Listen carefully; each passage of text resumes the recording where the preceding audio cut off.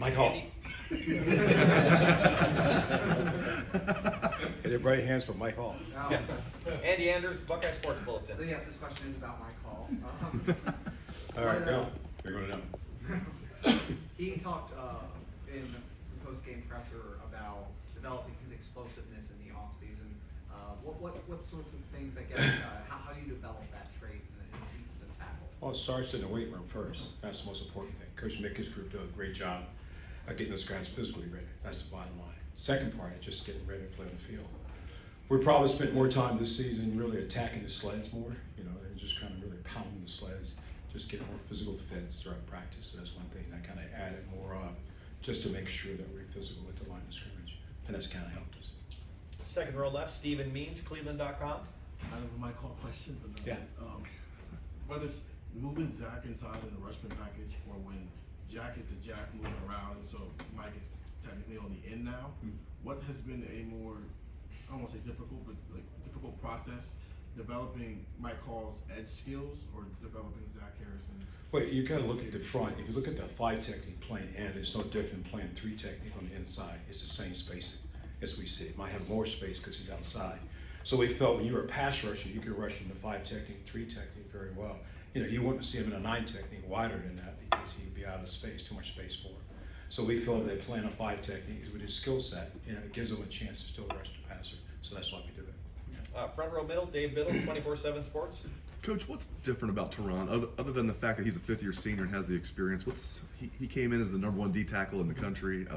He seems to be playing at that level now. Just what are your thoughts about what's different about him? I think he came in early, he had some injuries. He got set back. Those things set him back. And I thought from the spring on, he kind of really dedicated himself to really make sure he's in great shape. He's in great shape, 305, and that's where he wants to be. But he's playing at a very high level. And he's a great leader on the front four for us. He knows everybody's position. He can get them lined up. And that's the thing, I think he's doing a great job. And the leadership skills he brings to us is pretty good too. So I think that's the biggest thing. He's stronger, he's healthy, and he's playing at a very high level. Right next door, Bill Rabinowitz, Columbus Dispatch. Yeah, I've noticed at the end of the game, Caden Curry made a play where he kind of like jumped or leaped and made a tackle. I mean, what do you see from him? I mean, does he kind of jump out to you the way that he sometimes does? I said it to him, Caden Curry is a football player. Put him on the field, and he'll find a way to make a play. And that's what I saw him do in high school. I mean, just watch him play in high school. He's just all over the field. That's the kind of player he is. And so as we continue to move forward the next 6 weeks, hopefully get a chance to give him more reps and kind of give him a chance to do some things on the field. But I like him a lot. The fact that what he brings to the table. Fourth row right, Cameron Teague Robinson, The Athletic.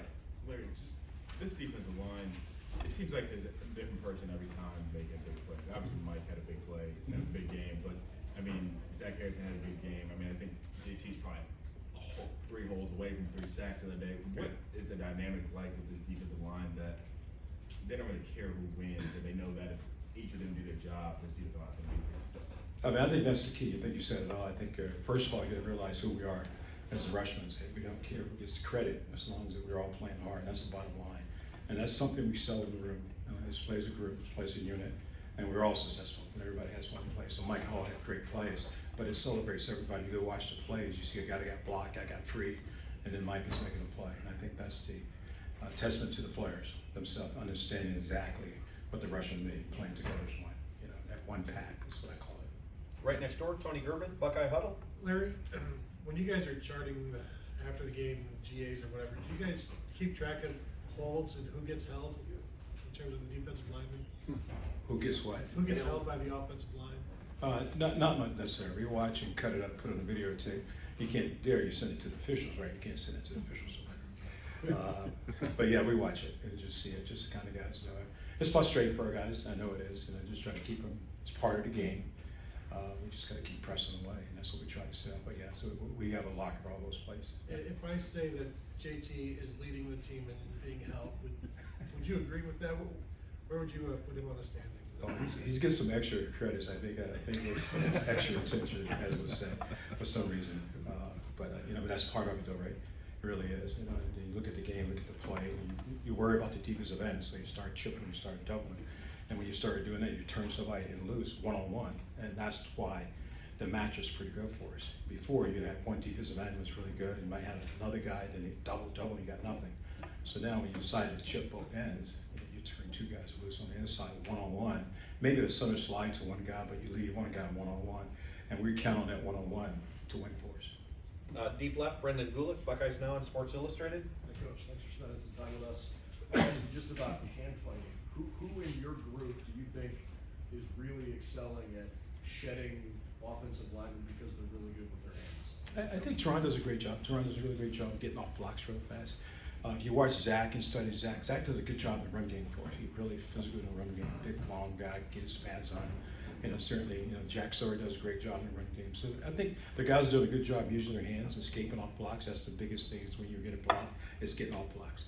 And that's something we practice every day, working on getting off football, getting off blocks also. Far left, Nathan Baird, Cleveland.com. You guys were a little reticent to give us a lot of details about Jack and what was going to happen there in mid-season for obvious reasons. But looking back on that now, the 8 months from the Rose Bowl to the start of the year, how much did you have to teach Jack Sawyer about that spot, and just how do you feel like he's progressed in that spot, and what is still on the table for him in the second half? There's still a lot on the table that we still haven't done yet in the Jack package. So we have to teach him. Him and Devontae have been our two guys that we've been training for the Jack, and that's why you see Devontae goes in and we train him for a Jack position. But they also have to learn how to play defensive end, and so it's kind of like double duty. So you got to be careful how much we put on his plate because he's got to play two positions, even though they seem similar, but they have different techniques to go around. So progressively, we're moving forward in it, but we still have some things that we need to do, that we can do, I should say, in the Jack package. Front row right, Joey Kaufman, Columbus Dispatch. Larry, is there any sort of frame of reference for what Mike Hall did on Saturday to have 2.5 sacks and like 7 snaps every red play with a more efficient game? Okay, so let's break down Mike Hall. All right. So Mike Hall has been injured. He was hurt, and so the game plan was to limit his reps just so we can get him through the bye week and get him healthy. And so we decided that maybe we just rush him on the third down package, just trying to give him a chance to get on the field and keep his skill set going. So that's what happens on third down. He goes to the field to rush, rushman package.